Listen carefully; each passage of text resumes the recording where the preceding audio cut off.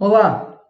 Nesta aula, nós vamos estudar o momento de ocorrência do fato gerador e a interpretação, a aplicação jurídica desse momento de ocorrência e como definir esse momento nos fatos geradores sujeitos à condição. O artigo 116, ele nos fala que, salvo disposição de lei em contrário, então aqui nós temos regra geral e é possível a lei específica de um tributo tratar de forma diferenciada. Mas praticamente não há situações que excepcionem a regra geral. Então, regra geral, considera-se ocorrido o fato gerador existente seus efeitos, no caso da situação de fato, desde o momento em que se verifique as circunstâncias materiais necessárias a que produz os efeitos que normalmente lhe são próprios. O que ele quer dizer é que, naquelas situações fáticas, por exemplo, a venda. A venda é uma situação fática. Eu entreguei um bem para outra pessoa. A pessoa passou no caixa, comprou e saiu. A forma que ela estipulou de pagar, se está pagando um cartão de crédito, com cheque pré-datado, isso não interessa, porque houve a venda. Ponto. Então, nas situações fáticas, desde o momento em que a circunstância material se verifique. Qual que é o momento? Como é uma venda, tem que ter a entrega da mercadoria. Então, é no momento em que a mercadoria está saindo do comerciante que vai ser o momento do fato gerador. Quando você faz a compra lá pela internet, ela já aconteceu. Quando que ela se concretiza faticamente para fim de fato gerador? Quando a empresa lá do outro estado encaminha essa mercadoria para você. Sai da loja, quando sai da loja para mandar para o transportador, já sai com a nota fiscal. E ali é o fato gerador, porque foi a saída da mercadoria. Pouco importa que você comprou pela internet, que ele demorou 30 dias. O que interessa não é o dia que você comprou, é o dia que está acontecendo o fato gerador, que é a saída da mercadoria. Mas quando for uma situação jurídica, ocorre desde o momento em que esteja definitivamente constituída conforme a lei aplicável. Há negócios jurídicos que eles são definidos por meio de contratos extremamente complexos, com várias cláusulas, várias condições, e para ocorrer o fato gerador, é preciso que essas condições elas sejam adimplidas. Então, o fato gerador que está ligado a uma situação jurídica depende do momento em que essa situação jurídica está perfeita. Por exemplo, uma doação. Se eu vou fazer uma doação condicionada a que o donatário, que é quem está recebendo a doação, cumpra determinada obrigação, é preciso que ele faça o cumprimento da obrigação dele, porque a doação ainda não está perfeita e acabada, porque ela depende do implemento da condição. Então, o imposto de transmissão causa-morte de doação vai depender do implemento da condição para que a doação se efetive. Então, o fato gerador nas situações jurídicas, ele só pode incidir quando a situação jurídica está perfeita e acabada. Nesse artigo, o mais importante para nós é o parágrafo único, que diz o seguinte: a autoridade administrativa poderá desconsiderar atos ou negócios jurídicos praticados com a finalidade de dissimular a ocorrência do fato gerador do tributo, ou a natureza dos elementos constitutivos da obrigação tributária, observados os procedimentos a serem estabelecidos em lei ordinária. Veja aí que o que ele está querendo dizer é que a autoridade fazendária pode desconsiderar atos ou negócios jurídicos quando for para dissimular, quando for para disfarçar. Esse dispositivo, ele tem a natureza jurídica, a doutrina trata ele como uma norma anti-elisiva. Isso é muito importante. Então, ele tem natureza jurídica de norma anti-elisiva, porque elisão é justamente a tentativa ou o mecanismo de evitar pagar um tributo, de deixar de pagar um tributo, de burlar a legislação tributária.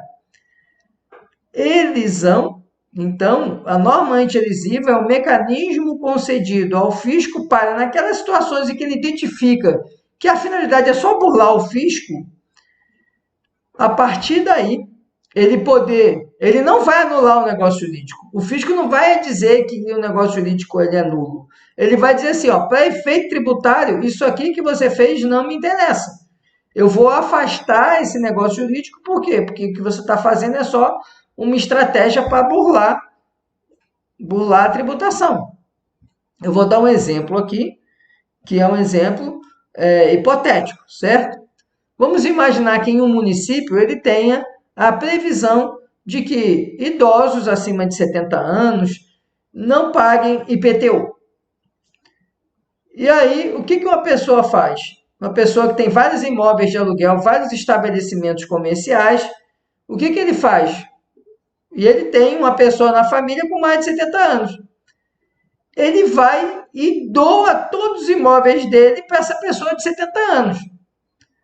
Não há a menor dúvida que essa doação, a finalidade é o quê? Deixar de pagar IPTU. Porque o idoso ali com 70 anos, ele é isento, ele não vai pagar IPTU, e eu tenho vários imóveis comerciais, eu vou doar todos esses imóveis para o idoso de 70 anos. O idoso não vai fazer nada com aquele imóvel.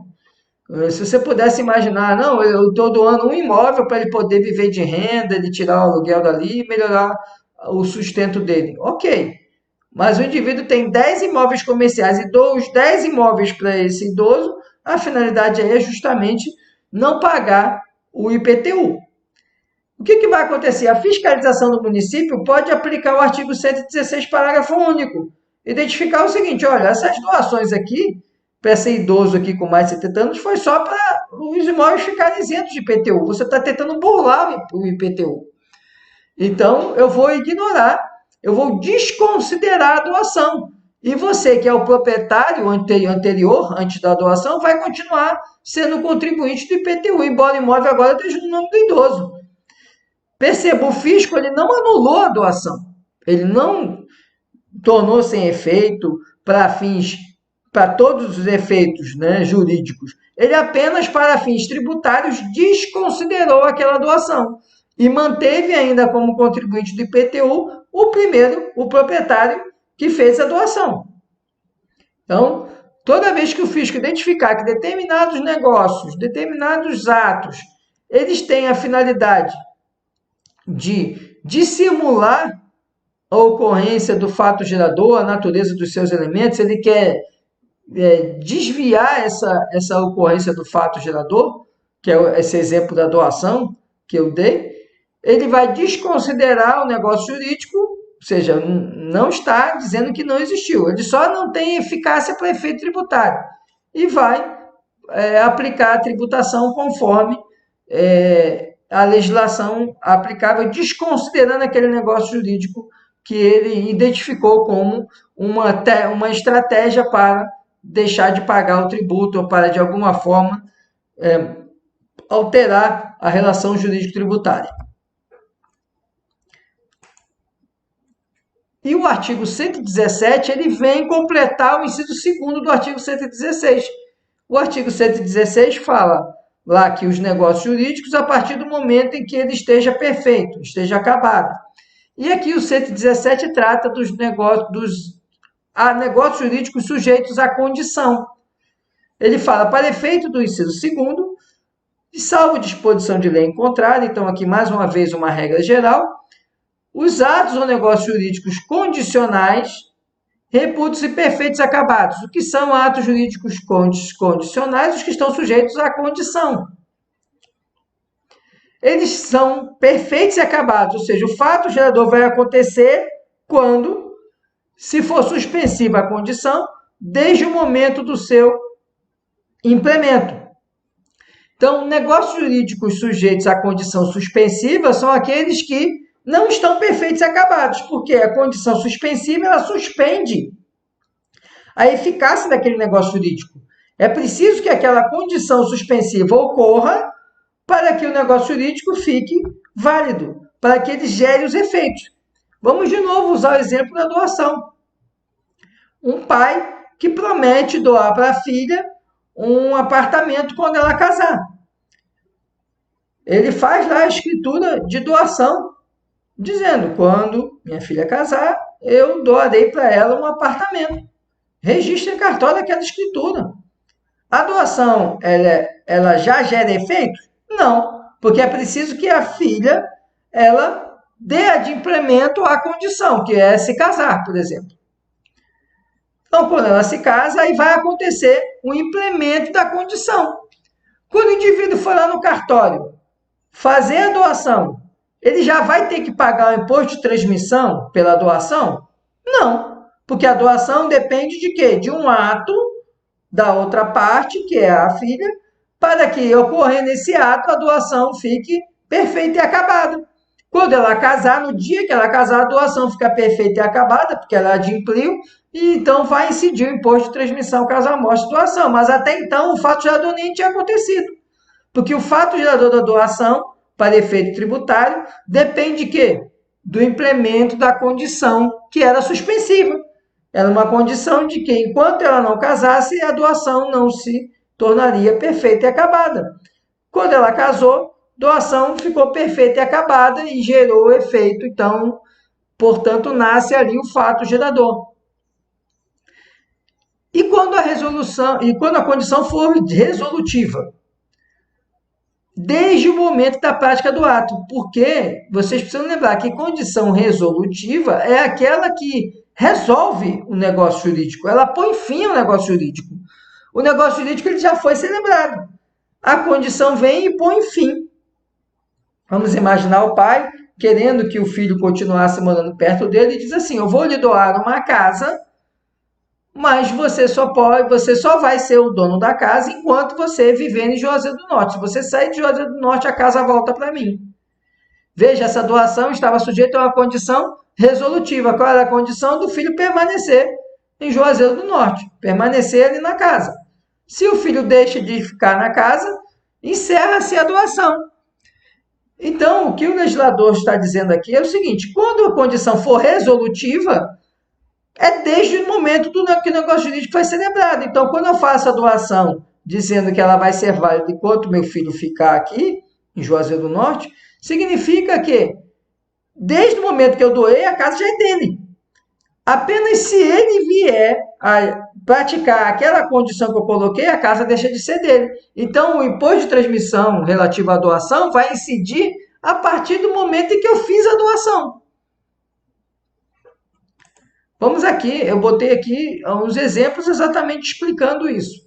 Então, no caso de negócio jurídico condicional, considera-se ocorrido o fato gerador na condição suspensiva, lembrando o conceito de condição, evento futuro incerto, que essa realização faz depender os efeitos do ato. É desde no momento de seu implemento, ou seja, quando acontece a condição, quando ela se implementa, vai se dar nascedouro ao fato gerador. Mais uma vez, o exemplo que eu usei é a doação condicionada ao casamento. Se for condição resolutória, o evento futuro incerto, que a realização faz decorrer o desfazimento do ato. Quando se implementa a condição resolutiva, o ato deixa de gerar efeitos. Então, na condição resolutiva ou resolutória, desde que o ato foi celebrado, sendo que, nesse caso, é irrelevante o implemento da condição. Se a condição se adimplir, o negócio jurídico vai deixar de existir, vai deixar de gerar efeitos. O exemplo aqui que eu trouxe aqui foi o fim de um casamento. Digamos que naquele exemplo que eu dei da doação para o casamento, eu também poderia colocar uma condição suspensiva e uma condição resolutiva.